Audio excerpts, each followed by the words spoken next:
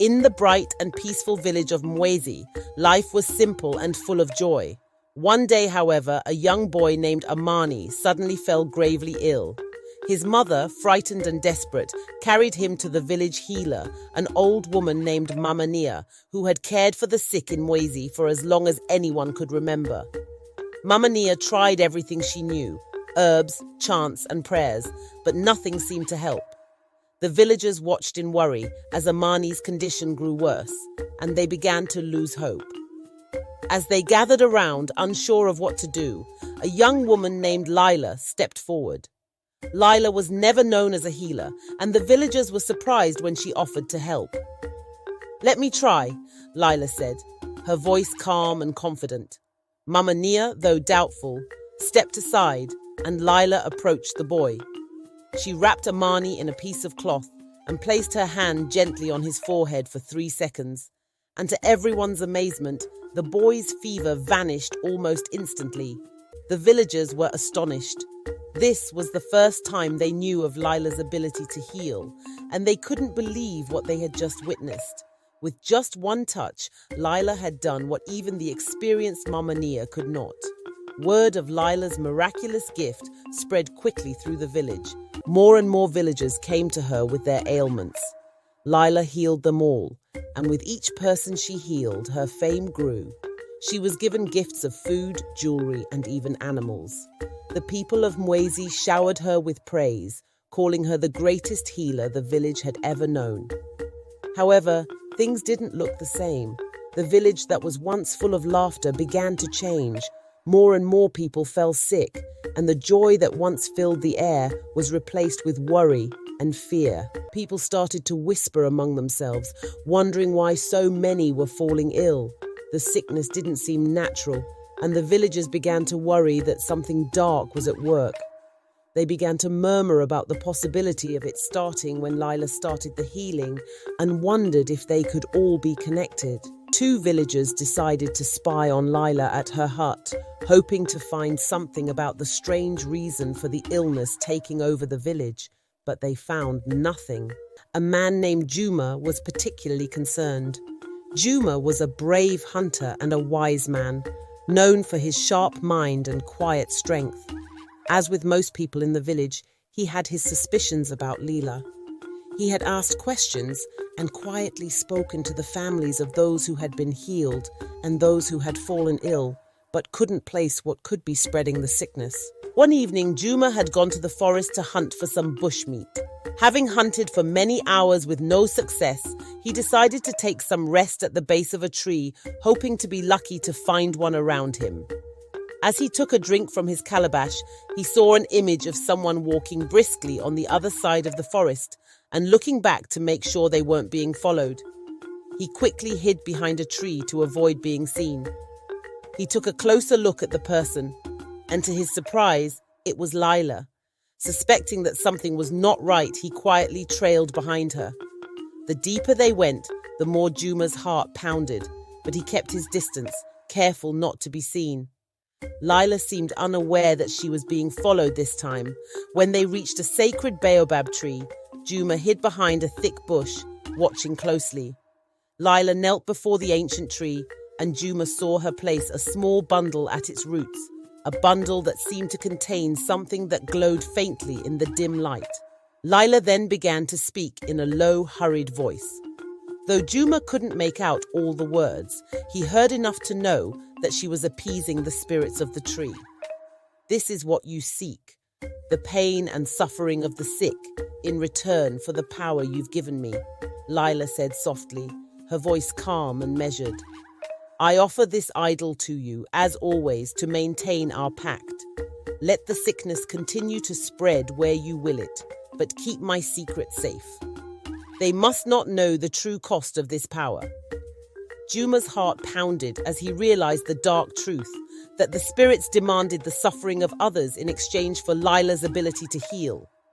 His suspicions were confirmed. Lila knew the illness she was healing was being transferred to others, but he needed more proof, something tangible that would convince the villagers of her deception. When she finally stood up to leave, Juma waited until she was out of sight before approaching the tree.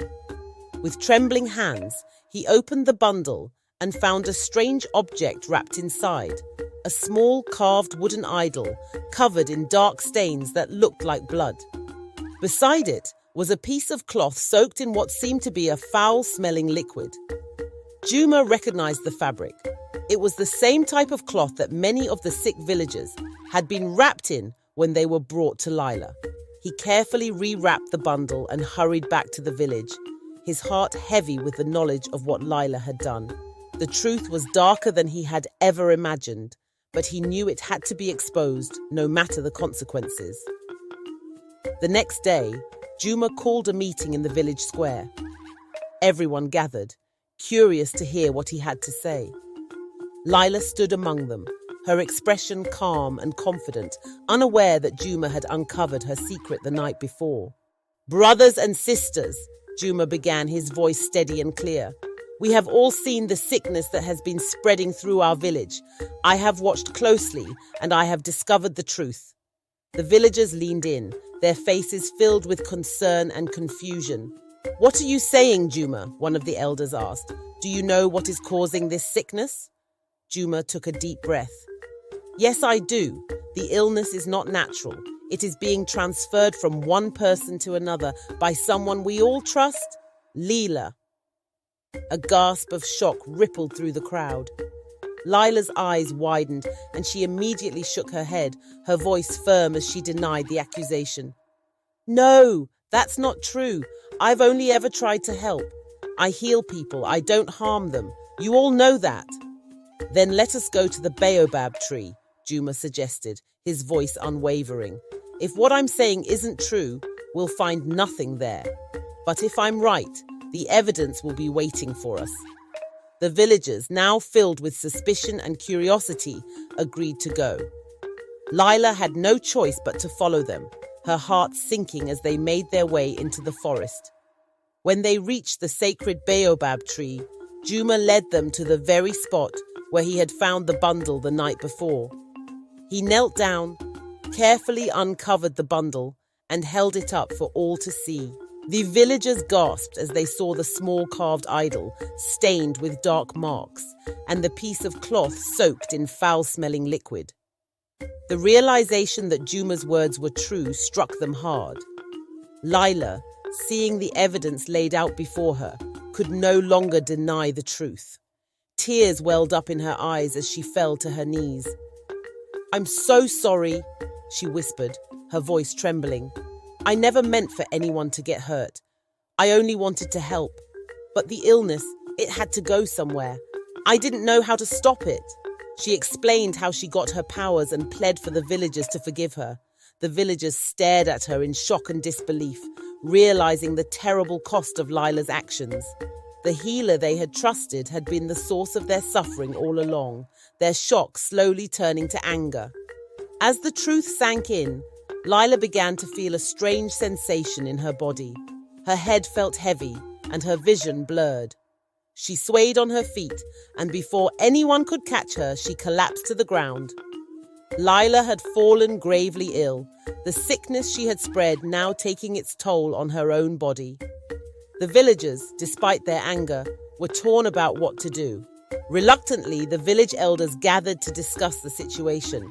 They knew that if they didn't do something, the sickness might not stop with Lila. It could continue to jump from one person to another, destroying their entire community. After much debate, they decided that a sacrifice must be made to appease the spirits who had given Lila her power. Only then could they hope to save Lila and, more importantly, protect the village from further harm. The villagers gathered what they could for the sacrifice: grains, fruits, and a prized goat. They took these offerings to the baobab tree, where the elders prayed and asked the spirits for forgiveness. The air was thick with tension as they waited for a sign that the spirits had accepted their offering. When the ritual was complete, Lila's condition began to improve after a few weeks, with Mama Nia's help, but she remained paralyzed and could no longer walk or talk. The villagers had saved her, but the experience had changed Lila forever. She realized how her greed and desire for fame had brought suffering to those she cared about and herself.